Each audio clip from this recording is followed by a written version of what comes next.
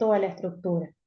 Porque muchas veces eso puede estar demostrando que hay alguna irregularidad y sobre todo que es muy compatible a veces con determinados síndromes que tienen que ver con esta pérdida o aumento de estructura ósea. Entonces fíjense, por ejemplo, en el caso de esta primera imagen donde tenemos la imagen del húmero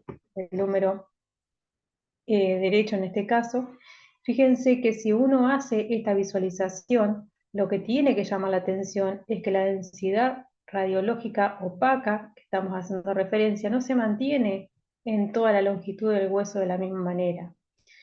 Si prestamos atención en la parte central de lo que sería el cuerpo de ese hueso largo, hay una ausencia de esta radiopacidad. Lo mismo pasa, por ejemplo, en esta RX de rodilla de perfil.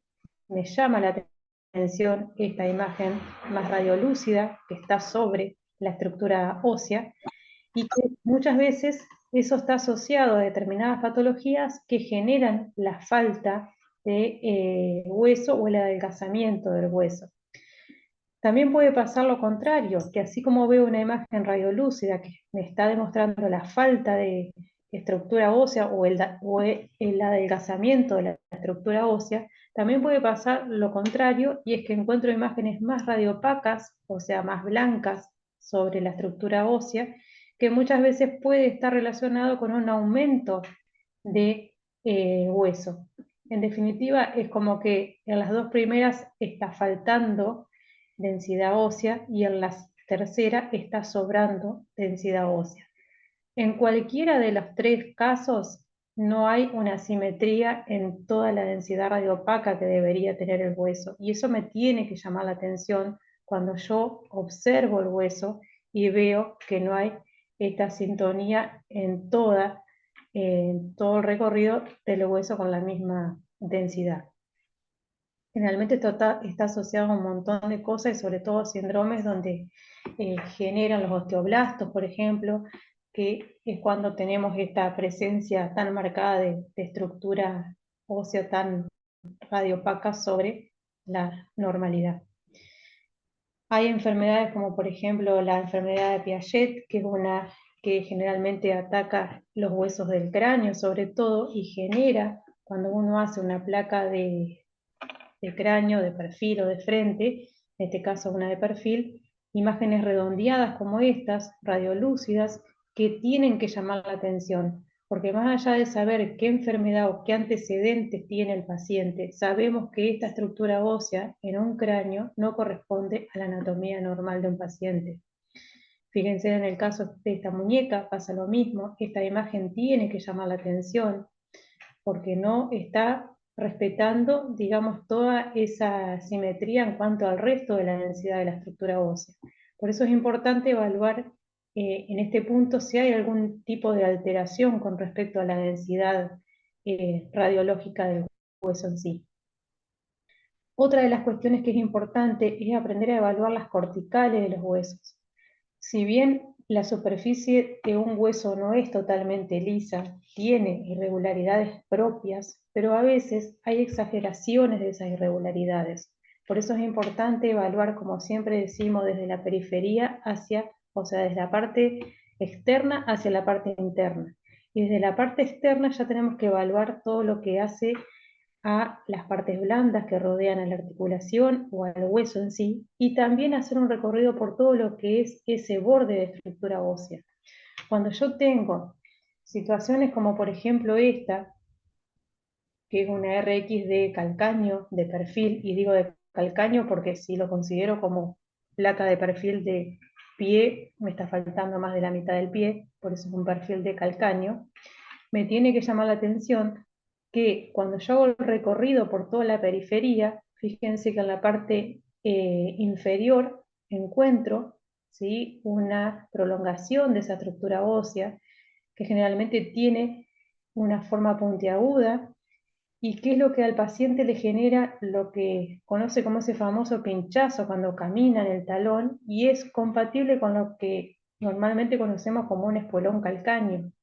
Esto no pertenece a la anatomía normal, no es normal que un paciente tenga esta deformación y por lo tanto ese síntoma que tiene el paciente está generado por esto. Lo mismo pasa en determinados tumores óseos, fíjese lo que pasa en esta placa. Yo tengo un fémur, ¿sí? Donde en la parte interna estoy observando que hay una irregularidad importante, hay un crecimiento óseo, seguramente esto es palpable en el paciente, fíjense que está muy periférico, muy sobre la piel del paciente, y generalmente esto, más allá de desconocer esos antecedentes del paciente, tenemos que saber que estas irregularidades no corresponden a la anatomía normal de un hueso anatómicamente normal. Me puede pasar, por ejemplo, como en el caso de la columna, que generalmente esto predomina en la columna cervical y en la columna lumbar, que muchas veces las carillas articulares se deforman y generan lo que se conoce como picos de patos o picos de loro también, que generalmente lo que se conoce como osteofitos se da generalmente en las personas grandes, y estos osteofitos con estas formas que hace la misma vértebra genera pinzamientos y es lo que muchas veces provoca el adormecimiento en los miembros, sobre todo los inferiores, dolores articulares. Y si, vuelvo a lo mismo, si uno presta atención, el reborde de la estructura ósea de la vértebra está deformado y está no respetando lo que normalmente debería considerarse una vértebra normal. También hay situaciones como en las pequeñas articulaciones, como por ejemplo en las manos, sobre todo, o en los pies, con enfermedades como por ejemplo las artrosis, que van deformando justamente a las pequeñas articulaciones. Fíjense cómo van erosionándose los huesos, cómo las corticales se van inclusive hasta perdiendo el eje que normalmente deberían tener, se vuelven irregulares, no podemos definir dónde está una falange y dónde está la otra porque se pierde el espacio articular, y eso hace todo a la periferia de un hueso que no está respetando la anatomía normal. Entonces ya ahí tenemos que pensar en dos cosas. Por un lado, la densidad radiológica, de prestarle atención a que sea uniforme, y también al reborde óseo, a la periferia, que esté respetada y que no esté deformada. En base a eso, también tenemos lo que conocemos como fracturas o soluciones de continuidad. Cuando nosotros hablamos de una estructura ósea, sabemos que esa periferia tiene que tener una línea definida. Si nosotros prestamos atención, por ejemplo, en este húmero, y vemos desde la cabeza el recorrido hacia el cuerpo, fíjense que en este sector, ¿sí?, hay una solución, hay como una descontinuidad de ese reborde. Esto relacionado al antecedente del paciente, acá se ve obviamente a grosso modo que es una fractura porque se nota en el resto del cuerpo, pero cuando yo veo en un hueso sobre la parte de la periferia alguna descontinuidad en la línea que marca el borde del hueso, tengo que empezar a sospechar en que hay una solución de continuidad. Solución de continuidad significa que hay algo que me está entorpeciendo la continuidad del reborde óseo, que a veces puede llegar a ser una fractura o a veces no, porque es insinuante recién, y sobre todo eso se da en pediatría cuando el hueso es blando y no alcanza a fraccionarse, como en este caso que yo tengo, sí, por supuesto una fractura ya totalmente consolidada y totalmente ya diagnosticada. Como les decíamos en el primer taller, es siempre importante que la estructura ósea, sobre todo en fracturas o en soluciones de continuidad, se evalúen con el par radiológico acorde. El problema es que muchas veces, dependiendo del tipo de fractura, no siempre es posible hacer el par radiológico, porque en la necesidad de querer hacer la incidencia contralateral o la incidencia complementaria, a veces el movimiento puede agravar a la fractura del paciente. Entonces, siempre que se pueda valorar el sector anatómico en el par radiológico correspondiente, a menos que la capacidad o digamos, la situación del paciente, por el antecedente que tenga, se lo esté limitando por los movimientos que no logra hacer. Y por eso es importante esto que decíamos en el primer taller, que a veces, sobre todo en fracturas, es difícil mantener una imagen altamente de calidad en cuanto a todos los parámetros que tenemos que tener. Pero mientras sea diagnóstica y mientras me permita observar lo que quiero evaluar correctamente, tenemos que considerar la situación y las condiciones en las que está el paciente al momento de hacerse la incidencia. Fíjense en este caso, tenemos un antecedente de un paciente que concurre, ¿sí?, a una consulta, tal vez por un traumatismo, o porque tuvo un golpe, o un accidente, o un montón de posibilidades, y se hace la RX de clavícula, y a través de esa RX de clavícula frente se confirma la fractura que se está sospechando en la presunción diagnóstica. Este paciente generalmente se resuelve ir a un quirófano y bueno, resolver a través de una corrección, a través de poner algún elemento de fijación, volver a, en cierta manera, a recomponer esa estructura ósea. ¿Qué es lo que va a pasar después que salga del quirófano? Y seguramente el traumatólogo va a querer ver si quedó bien alineado. Es posible que tal vez a la semana le pida algún control para ver si hubo algún movimiento, si no hubo algún rechazo del material que se le puso para estabilizarlo. Y volvemos a hacer otra placa, y cuando nos encontramos con una imagen como esta, ya sabemos que el paciente tuvo un antecedente traumático, ya sabemos que el paciente pasó por el quirófano, y lo único que tenemos que tener en cuenta es que este paciente se está haciendo un control para evaluar ese elemento de fijación. Entonces, ¿a qué vengo con esto? Si yo tengo una acreditación, una imagen como esta, y la tengo que describir, no voy a describir que hay una fractura, simplemente voy a decir que es una RX para control de elemento de fijación post-traumatismo de, en este caso, eh, clavícula izquierda, ¿sí? O sea, ya no tengo por qué hablar de la fractura cuando ya sé que por la cirugía el paciente tuvo su diagnóstico previo. En cambio, si me toca una como esta, donde todavía no pasó por el quirófano, ahí sí voy a decir que el paciente presenta una fractura o una solución de continuidad en el tercio medio de la clavícula izquierda. ¿Se entiende eso?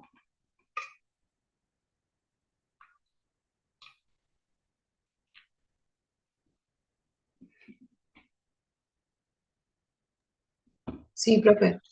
Bien, perfecto.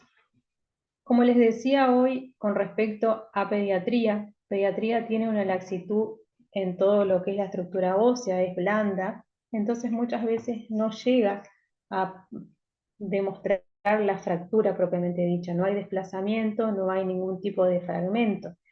Entonces muchas veces se producen estas soluciones de continuidad que son muy comunes, sobre todo cuando hay caídas o hay flexiones de alguno de los miembros, ya sea superior o inferior, y es lo que se conoce como la fractura en tallo verde, porque todavía no logra, digamos, a fraccionarse un fragmento con el otro. Entonces, generalmente, nosotros tenemos que volver a esto que decíamos anteriormente, evaluar bien la cortical del hueso. Fíjense que acá hay una línea, ¿sí? Hay un espacio porque veo que la homogeneidad en todo lo que es la estructura ósea no se respeta. Acá veo una imagen más radiolúcida. Si comparo con el hueso paralelo, veo que aparte de ver esta solución de continuidad, hay una inclinación diferente a la habitual dentro de la anatomía de ese hueso, y normalmente esto me tiene que llamar también la atención. Tengo una solución de continuidad, no tengo la misma densidad ósea, hay una falta de la pérdida del eje central. Son todos motivos para pensar que ya esta placa, más allá de los antecedentes, no corresponde a una anatomía normal. Y muchas veces esto que ustedes ven por acá afuera, ¿sí?, es la imagen propia que dan los yesos, o a veces esos medios yesos que hacen, que se les pone como un cartoncito y se envuelve después con con una venda como para sujetar, que son a veces, digamos, métodos de salvataje, cuando por ahí no está el traumatólogo y bueno, el médico que atiende la guardia lo hace para poder prevenir que haya más movimiento hasta que vea su traumatólogo. Y estas imágenes que son tan radiopacas, que están tan marcadas acá al costadito, esas líneas, es propia de la presentación de un paciente que tiene yeso, porque obviamente cuando se seca ese yeso tiene la misma densidad radiológica, radiopaca que el hueso, ¿sí? Tiene la misma presentación. Otra de las cosas que es importante aprender a distinguir, sobre todo en cráneo, cuando las líneas que veo corresponden a suturas y cuando corresponden a fracturas. Ustedes anatómicamente saben dónde están las suturas que corresponden al cráneo. Cuando yo veo que hay una línea que no está a nivel de lo que sería una de esas suturas y a su vez se presenta lineal, cuando sabemos que las suturas son dentadas, y con un espacio, y veo el espacio porque veo una imagen radiolúcida en el medio, tengo que empezar a sospechar que hay una posible línea de fractura más allá de los antecedentes del paciente. Entonces, ¿cómo distingo una fractura de una sutura? Primero, porque no están en el lugar donde anatómicamente deberían estar. Segundo, porque las suturas son dentadas y encastran un hueso con el otro, y las fracturas por lo general son lineales. Y tercero, porque entre las suturas no hay espacios y entre las fracturas sí hay espacio porque se genera una separación de la estructura ósea. Profe, ¿Sí? ¿Escucho? una consulta de la imagen anterior de la fractura pediátrica. ¿Sí? Ahí cuando usted hablaba de lo del yeso, en el punto de hablar de las partes blandas lo nombramos, tipo, ponemos, ¿cómo lo ponemos? Exactamente, podés decir que te impresiona existir la presencia de un yeso, directamente lo pones porque ves la imagen radiopaca, o pones imagen radiopaca circundante compatible con la presencia de yeso, si no te animás a decir que es el yeso propiamente dicho. Listo, gracias. ¿Sabes por qué? Bien.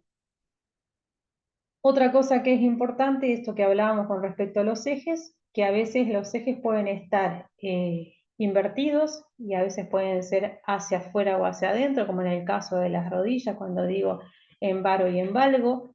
A veces puede pasar que nosotros sabemos que el eje corporal tiene una determinada presentación y a veces ese eje corporal puede estar exagerado, como en este caso, hacia afuera, con una curvatura importante, o también puede ser que esté hacia adentro, en forma cóncava, y hace inclusive que se superpongan acá las rodillas una con otra.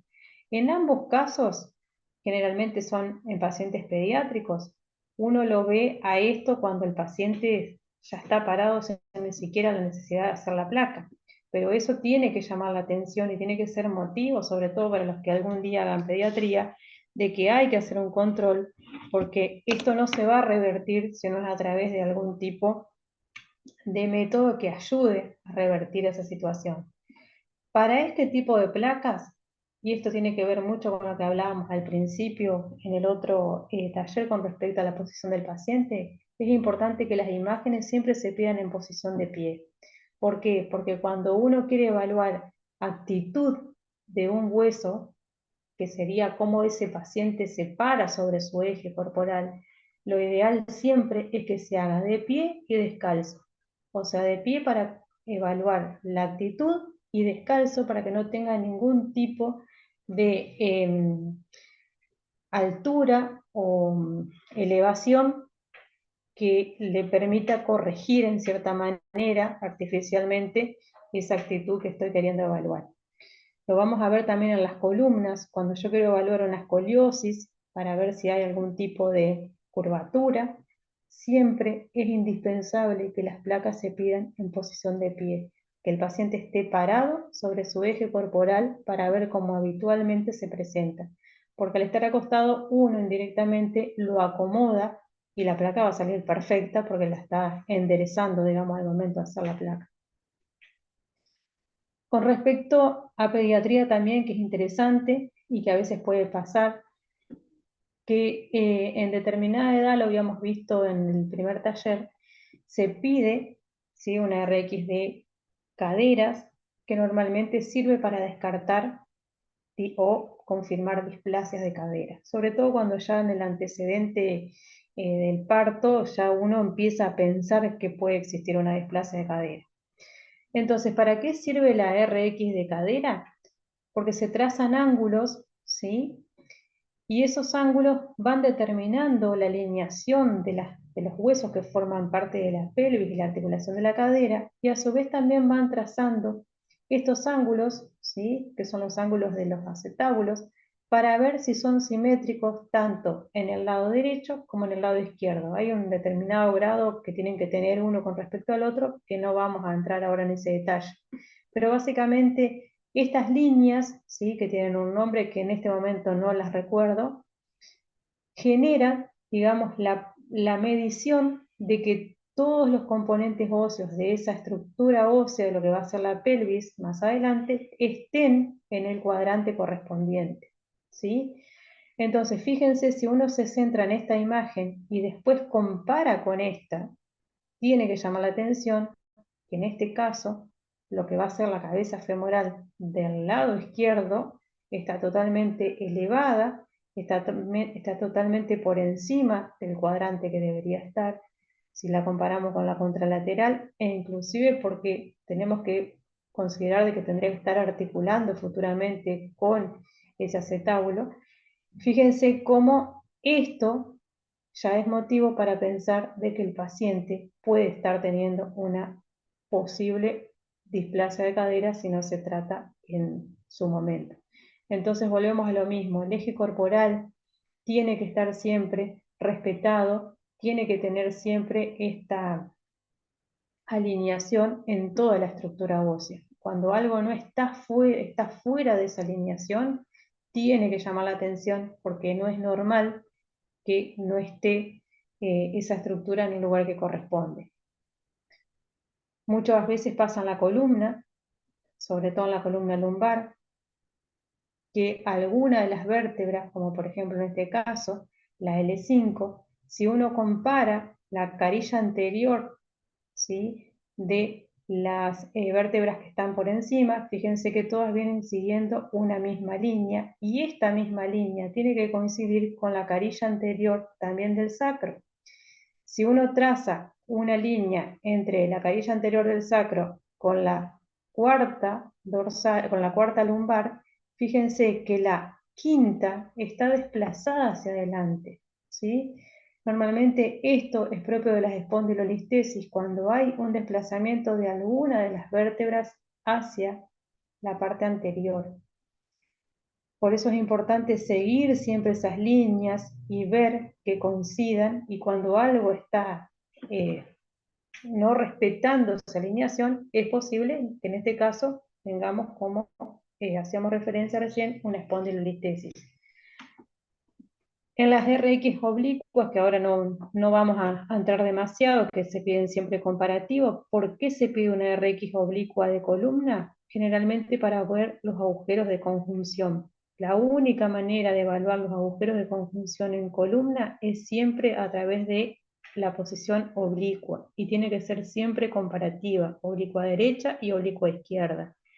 ¿Para qué sirve? Para ver los famosos perritos de Madame La Chapelle, que son estos que se ven acá, tienen forma de perritos, ¿sí? Eso dicen los autores por lo menos.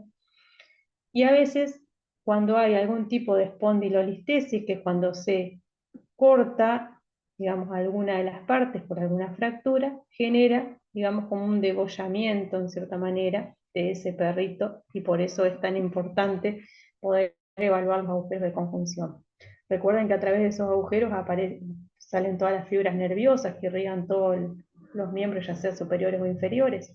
Cuando hay algún tipo de aplastamiento, es cuando el paciente empieza a tener este adormecimiento en las manos, en los pies, calambres, son todos signos propios de cuando hay algún tipo de compresión en estos agujeros de conjunción.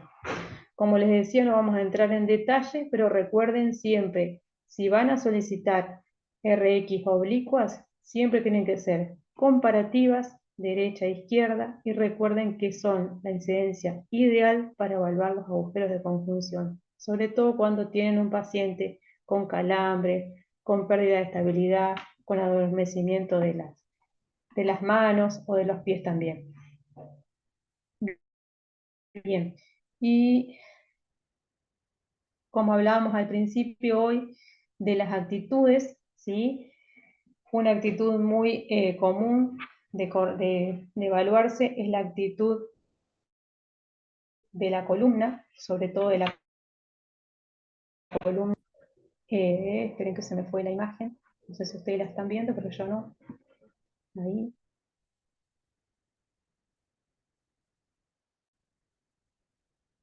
¿Ven la pantalla? Sí, profe. Bueno, esperen a ver si la encuentro por acá. Recién estaba. Ahí. Bien. ¿Me escuchan por las dos? Sí, profe. Bien. Perfecto.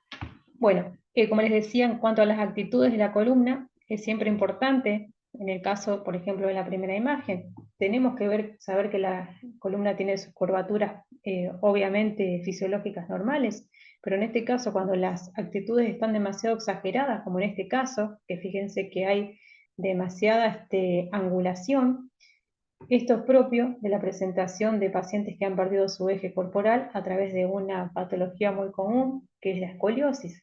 Es importante, como les decía hoy, que el paciente esté en posición de pie descalzo para poder evaluar realmente cómo está esa actitud cuando el paciente está en posición de pie.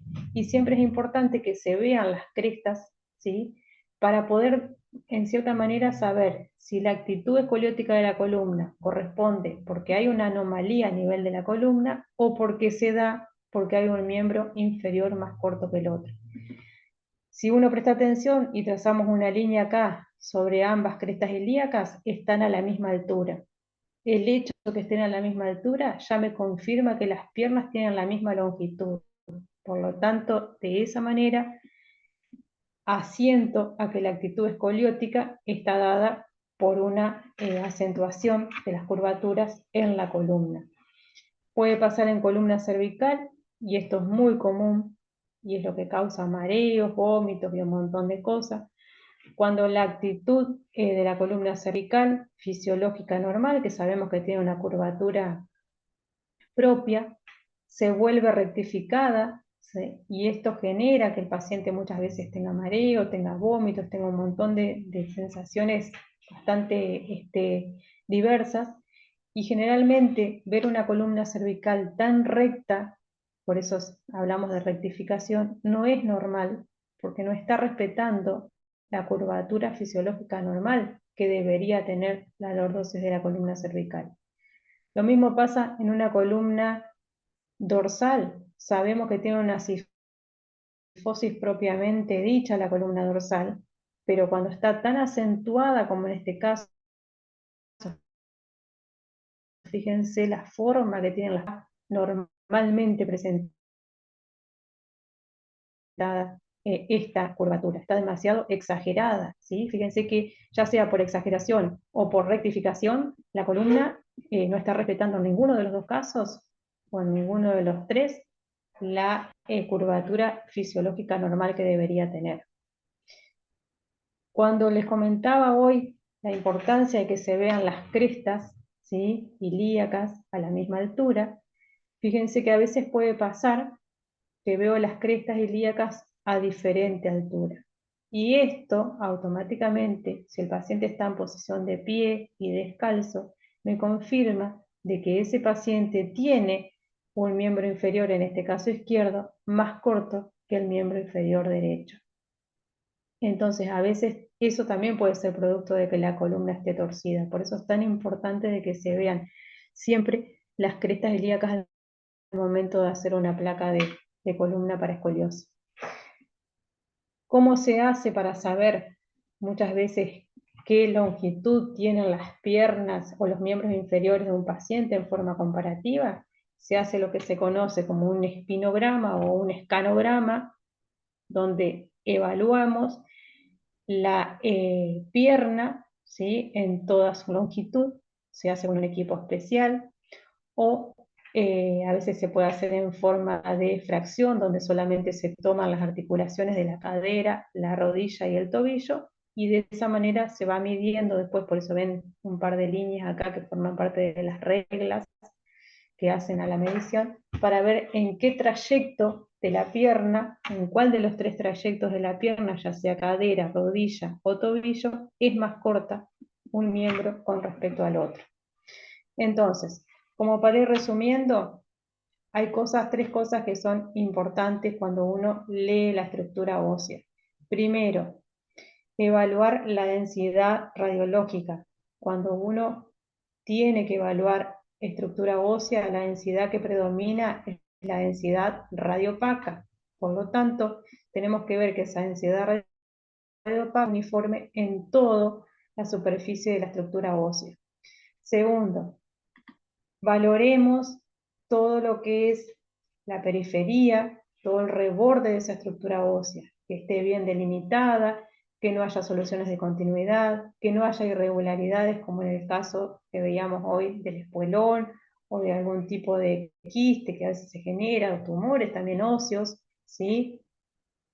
Y evaluar los ejes. La estructura ósea tiene un eje corporal y tiene una presentación, tiene que estar en el lugar que corresponde y tiene que respetar parte del cuadrante al que corresponde, porque tiene que cumplir una función.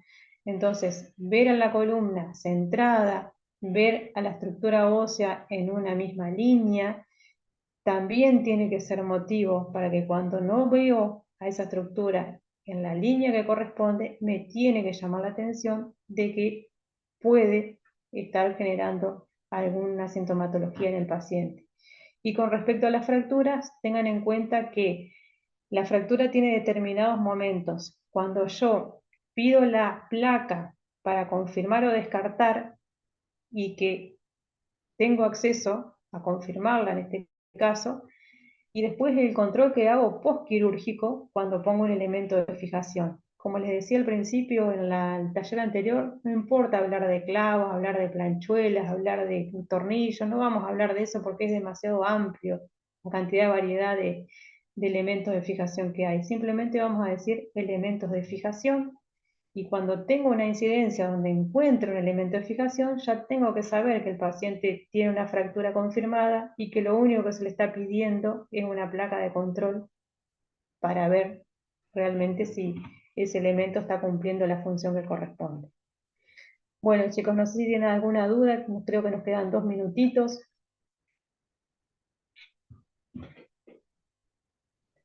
Bien. Profe, entonces, en el caso de que nos toque una placa, como acabas de decir, solamente tenemos que manifestar, digamos, eh, que es una placa de control y que lo que se visualiza es un elemento de fijación y nada más. Exactamente, y si por ejemplo es como hoy pasaba con una clavícula, decir con postraumatismo de clavícula, no sé, derecha, izquierda o la que sea, o tobillo derecho, tobillo izquierdo, o sea, porque también está bueno cerrar, digamos, la lectura con todo lo que venís diciendo desde arriba. Pero con eso es suficiente, porque en realidad cuando vos leas el informe del médico especialista, va a decir eso, RX de control para elemento de fijación por antecedente traumático en clavícula izquierda. Así. Porque ya el detalle de su informe lo dio en la primera placa cuando describió la fractura que tenía el paciente. Buenísimo, profe, gracias. Bueno, chicos, ¿alguna otra pregunta? Bueno, si no hay ninguna más, los invito después a hacer la consulta experto, que la verdad que no sé, creo que es el jueves. Y bueno, pues espero que les haya servido la clase y nos mantenemos seguramente en contacto por las acreditaciones posteriores y algún otro taller que nos toque compartir. Les mando un abrazo y buenas tardes a todos. Chao, Gracias, profe. profe. Gracias, profe. Chao.